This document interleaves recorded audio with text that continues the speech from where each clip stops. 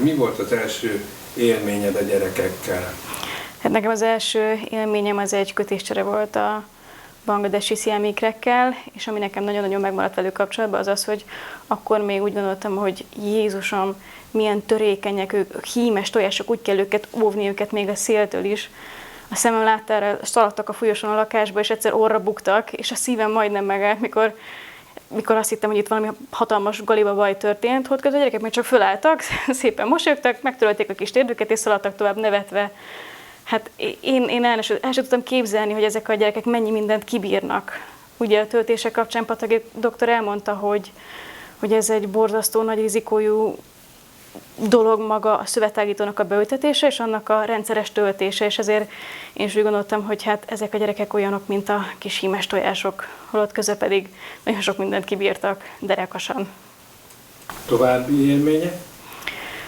Voltam ott töltéseken is, ugye amikor ezeket a szövettágító expandereket töltötték, ugye az orvoscsapat itt Magyarországon a Semmelweis klinikákon, és először ott is csak a sorokba figyeltem, és követtem az eseményeket, fotóztam és dokumentáltam, hogy hogyan dolgoznak együtt az aneszteziológusok, a szakdolgozók, és persze a plastikai sebészcsapat is, és számomra felemelő volt azt látni, hogy milyen összhangba tudott dolgozni a magyar orvoscsapat, ugye az aneszteziológusoknak, és ez egy borzasztó kihívás volt, már csak az, hogy intubálják a gyerekeket, hogy az altatást végig tudják ezt csinálni, és ez ennek még csak a szemlélőjének lenni is felemelő volt tényleg, tehát hogy mire képesek a magyar orvosok és a magyar egészségügyi dolgozók, ha össze tudnak fogni.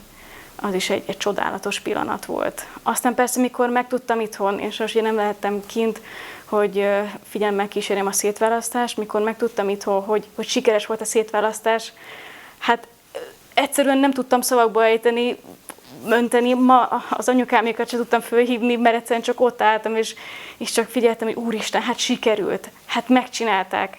Hát ez egy több mint 30 órás műtét, és sikerült. Ráadásul így a bangladesi kollégákkal összefogva, hát ez valami elképesztő volt. Az angol nyelv, az ment neked? Úgy beszéltetek? Nekem van ugye egy angol szaknyelvvizsgám, meg egy felsőfokú nyelvvizsgám angolból, úgyhogy nekem az angol az nagyon jól ment, főleg, hogy az édesanyja is ugye egy tanítónő.